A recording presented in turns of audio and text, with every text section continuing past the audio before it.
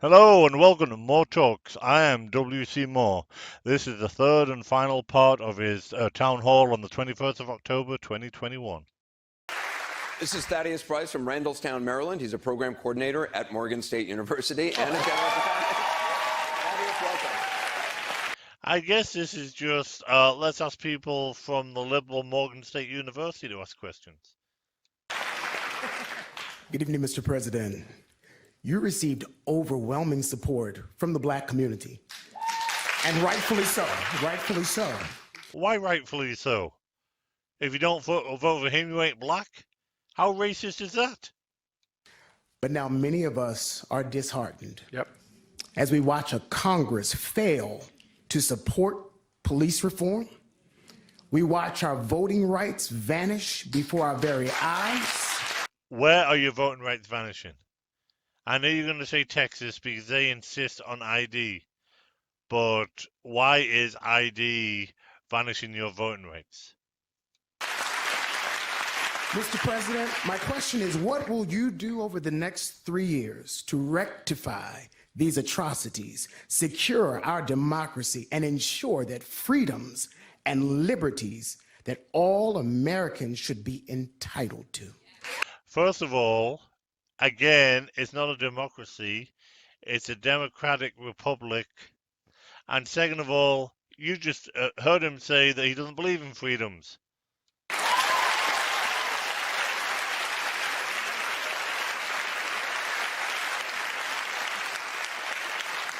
First of all, you've stated the proposition accurately, in my view. So you're saying he read the script right? I did get overwhelming support from the African American community. Only folks in Maryland understand Delaware is the 8th largest black population in America as a percent of population. It's been the source of my support. The only folks that help me more than black men are black women. And I tell you what my greatest regret is. My greatest regret is I had these 3 major pieces of legislation that are going to change the circumstances for working class folks and African Americans as well, that I've been busting my neck trying to pass. But what it's done is prevented me from getting deeply up to my ears, which I'm going to do once this is done, in dealing with police brutality, dealing with the whole notion of what are we going to do about voting rights. It's the greatest assault on voting rights in the history of the United States, for real. Since What is the greatest assault on voting rights in the United States history? the Civil War. Yes, sir. And, you know, for example, when I was chairman of the Judiciary Committee, I thought I had done something really important, and I was able to get passed and extended the Voting Rights Act for 25 years and get everyone on that committee, including the senator from South Carolina and others, to vote for it. I thought we had moved. The point I'm making is this. We're in a terrible place right now.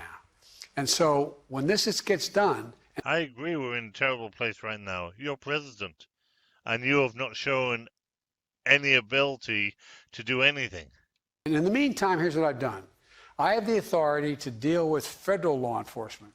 So federal law enforcement, we've issued mandates, no chokeholds, number one.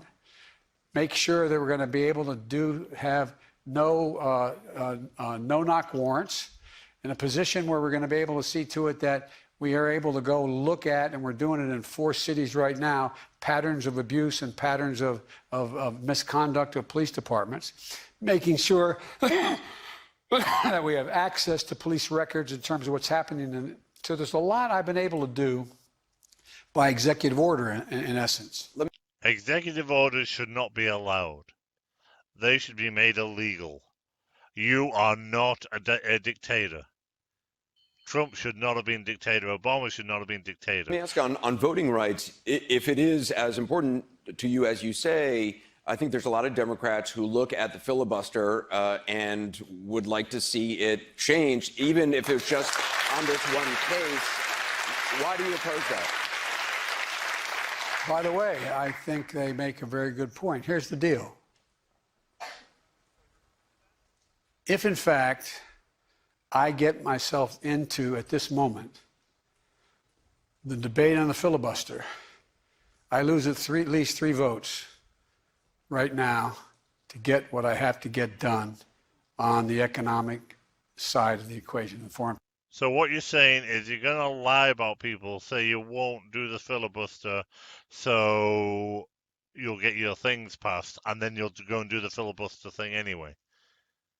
So again, you're being dishonest with people. Be open with people, and if they agree with you, they'll stick with you. Policy side of the equation.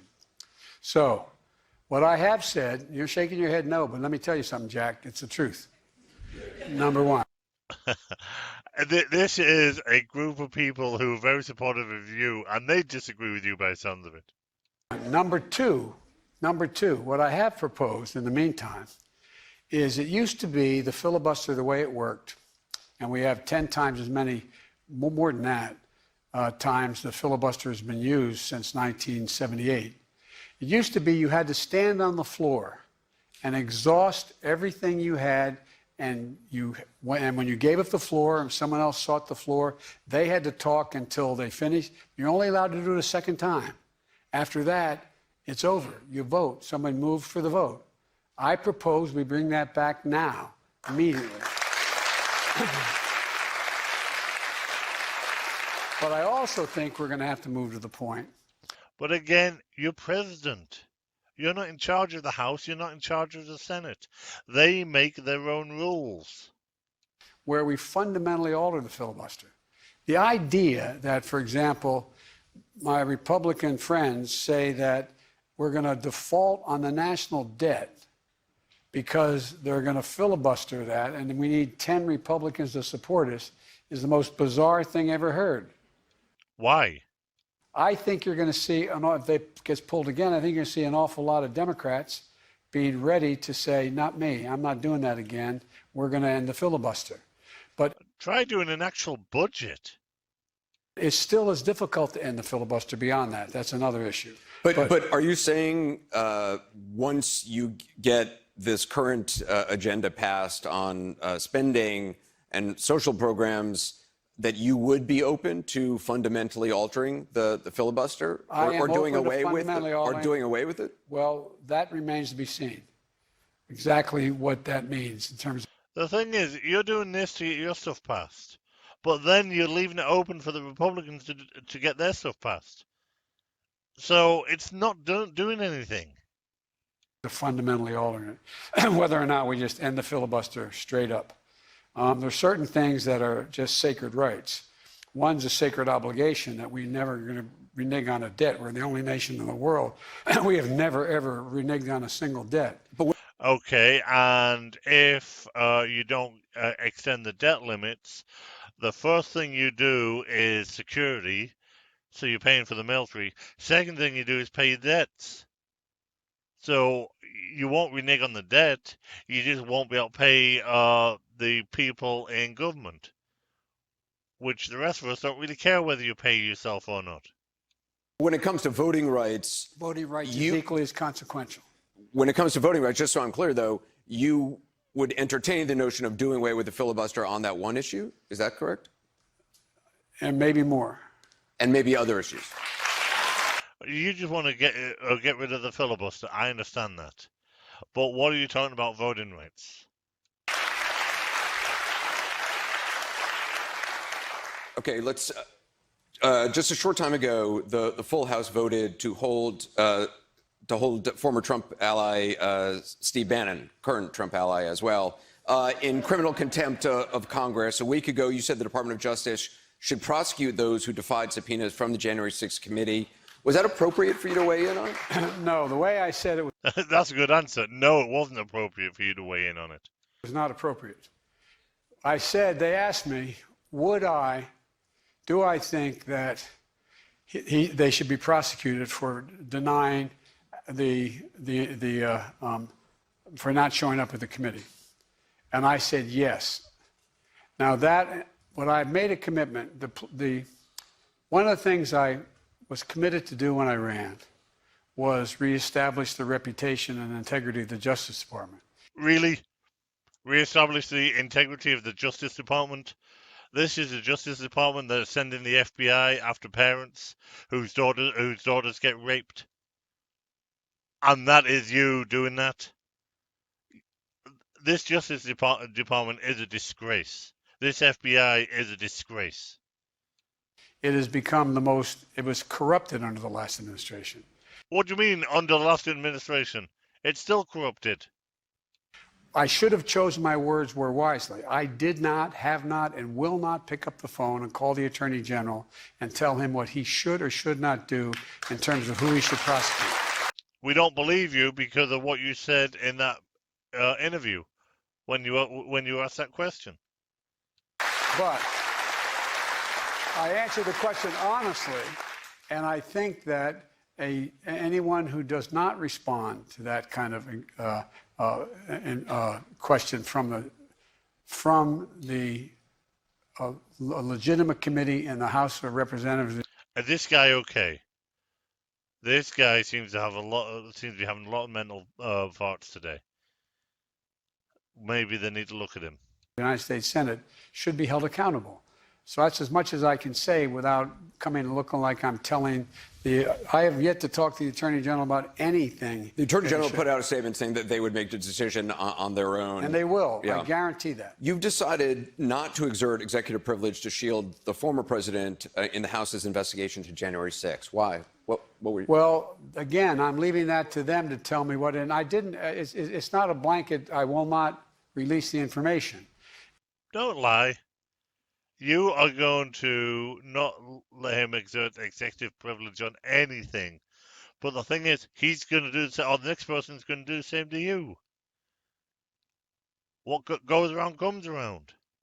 Yes, I'm asking him to take a look at what is legitimate, what would be legitimately fall in the position that future presidents' authority would be compromised by that, and what is. I don't think there's much legitimacy in the claim. So that's being looked at right now. I want to bring in Megan Crawford from Towson, Maryland. She's a law student at the University of Baltimore and a Republican. Megan, welcome. Really? You're saying she's a Republican? Let's see what kind of question this is. Throughout your campaign, you've criticized former President Trump for his treatment of illegal immigrants and the southern border. With a start like that, she might actually be Republican. Given that it's nearly been a year into your campaign, why haven't you been to the southern border of our country? And why did your stance on allowing immigrants suddenly revert to Trump-era policies? Well, they're legitimate questions. Of course they are. All these questions are legitimate questions. Number one,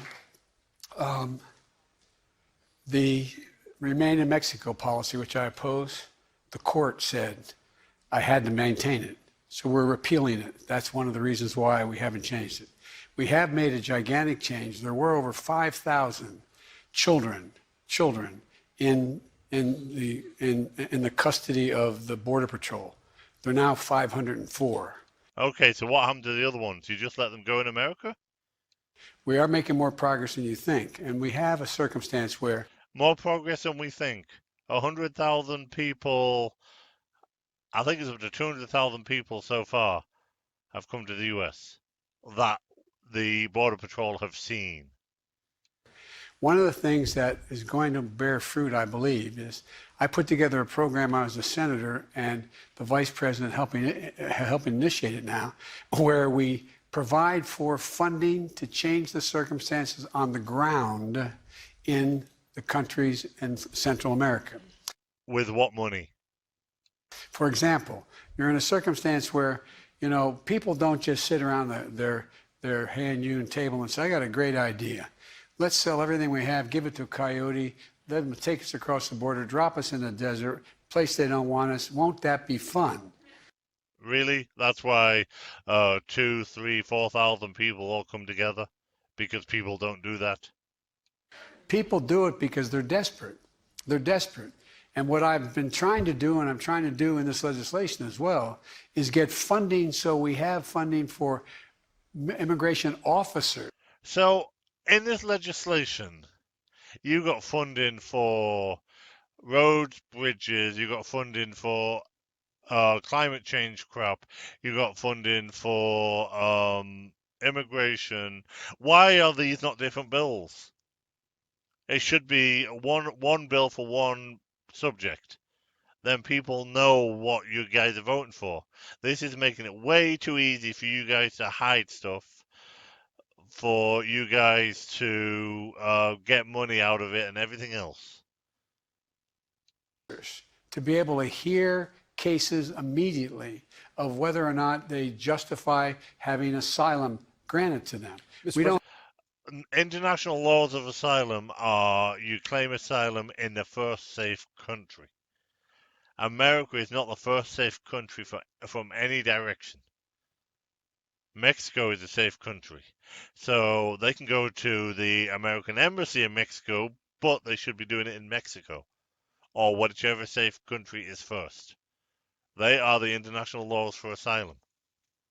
Don't have that. You have kept in place under public health authority known as Title 42, Yes. which is a Trump-era policy which allows immediate or very quick return to people who have crossed over the border based on COVID protocols. Yes. And that is, we've maintained that because You don't test people at the border for COVID. You've sent people all over the US from the border and they're untested. of the extent of the continued extent of COVID in those countries from which people are coming. It's very, very high. And so we've maintained the policy. We're not sending back children. We send back adults and we send back large families. Yeah, but these children can't get COVID. But we don't send back children in that circumstance. And so that's why I have a proposal to provide for over 1 billion doses of COVID vaccine to the rest of the world, including a significant portion to Latin and Central America. Do you have plans to visit the southern border? I've been there before, and I haven't. I mean, I know it well. I guess. Yeah, you've been there before. You went there in 08, or at least you went to El Paso, which is kind of close to the border. You went there in 08, so you've been there before, so you don't have to go again? Things don't change? I should go down, but the whole point of it is I haven't had a whole hell of a lot of time to get down. Oh no, you're president. You're not going to have much time to do things. But you've got to make time for the important things. I've been spending time going around looking at the $900 billion worth of damage done by hurricanes and floods and weather and. How many days did you spend in places with hurricanes and floods and things? And traveling around the world, but. Exactly. You just want to travel around the world and enjoy your life as a president, instead of actually going to the places that need help and looking to see what needs doing. I plan on, now my wife Jill has been down. She's been on both sides of the river. She's seen the circumstances there. She's looked into those places. You notice you're not seeing a lot of pictures of kids lying on top of one another with, looks like tarps on top of them. We've been able to deal that. We've been able to. That's because it's your press. The press are funded by the Democrat Party, and the press are Democratic Party supporters. They aren't going to show you in a bad light unless you screw up really badly. Significantly increased funding through the HHS, Health and Human Services, to provide shelter for these kids and people. But send them back to their countries. Let their governments provide the money. There's much more to be done, and I realize I think it's the thing that concerns me the most about being able to get control of it, because you can't get control of it if you keep on inviting people over. All these people being interviewed said, "Yeah, Biden's going to be okay. Biden's going to let us in." That is the image you have. A soft, weak person who's going to let everybody in. And these are people from the Middle East that are coming over here as well. Because I got to, number one, get enough funding to provide for immediate determination of whether or not someone is in fact legitimately claiming a right to stay in the country because. Again, international law says first safe country. Of legitimate fears. and it's purely for economic reasons to get in line, but not get in the country. So what we're doing is bringing a lot of folks are coming in and they're doing ankle bracelets instead of people being sent back, depending on whether or not their claim appears But you can't cut an ankle bracelet off, can you? to be legitimate. Let me ask you about two other issues in the news. In less than 2 weeks, Minneapolis voters are going to decide whether or not to replace the police department in Minneapolis with what they would call a public safety department. That is, if they do that, then they're the stupidest city in the world. What do you think of that? Well, it depends on what they mean by that. Look, I grew up in a neighborhood. They said the public safety department would have a more comprehensive public health approach to the delivery of functions of public safety and could include licensed peace officers, police officers. Well, I think you need police officers. I think we need police officers Man, you better be careful. The people on the left won't vote for you. to protect us. I think they have to be under certain changed circumstances, but I think we have to provide for them more opportunity. I call for more money for police to go to community policing. You call for more money for everything. Where are you getting this money from? As well as dealing with additional help for psychologists and others working with the police departments. You've never been a fan of defunding police. No, I haven't. I've never supported, but I have been a fan of controlling police and making sure they're held accountable. They're two different issues. And one of the things, look, when we had community policing initially in the late 90s, violent crime dropped significantly. And the reason it did is because we had significant number of police. What I did, I eliminated the LEA funding, Law Enforcement Assistance Act, and I put in place the proposal that required community policing. What that meant was, if you were all, it's going to take a second, but it's important. If you're, what that meant, if your city had authorized police force of 100 people, you could not take the money for community policing and fire 50 people and rehire 50. So now you just had the federal government paying for half and you didn't increase the number of police. You had to increase the number of police beyond your whatever. So I remember my son Bo was the chief law enforcement officer of the state of Delaware as Attorney General of the state of Delaware. And he used to do what I did. He'd go down the east side and find the best basketball in the city. You know, every town has those places. And he'd sit there on the bench with my grandson Hunter, who's now 16, who was then 5, sit in the bench, and he'd get to know these guys. And he'd walk over and he'd knock on the window of the police car that was sitting there, the cop not getting out of the car, and say, "Get the hell out of the car and meet these folks." No. I'll give you one example. What we required initially was every community policeman, there were 2 assigned, they're assigned in groups of 2. They had to know the neighborhood. I remember getting a call, as you've been to Delaware, you go down that road as you're heading down to the train station, Martin Luther King Boulevard. There was a woman who lived in one of those apartments in the second floor that sort of had an outcrop. It was a Victorian kind of, it was a 2-story place. And but the cops made sure she had their phone number. So when a drug deal was going down, she'd pick up the phone and call and say to that police officer with a cell phone that the drug deal's going down, knowing that she would never be fingered, knowing that she would never be the one told it happened. And so crime began to drop. They had to know who the local liquor store. They had to know and walk in and shake hands with the local minister. I mean, that is a good idea. That is how policing should be. Have policemen stay in the same area and get to know the people. If you've got community centres, get policemen down there, meet the kids and meet the parents. That is how policing should be. They had to know that's community policing. Let me try to get in a couple other questions from our audience. But before we do, just another quick news question. New York City is removing a statue of Thomas Jefferson from its legislative chamber because of Jefferson's history as a slaveholder. Do you support? He was a slaveholder, but he also fell in love with one of his slaves and had children with her. So, I mean, this is just getting stupid. That decision?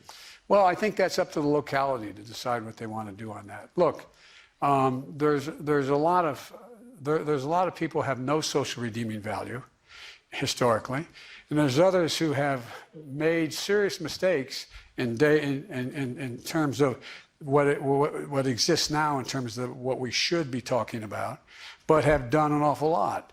And so the very thing, for example, I just spoke at the Martin Luther King dedication, and I pointed out that we're right across from the Lincoln Memorial.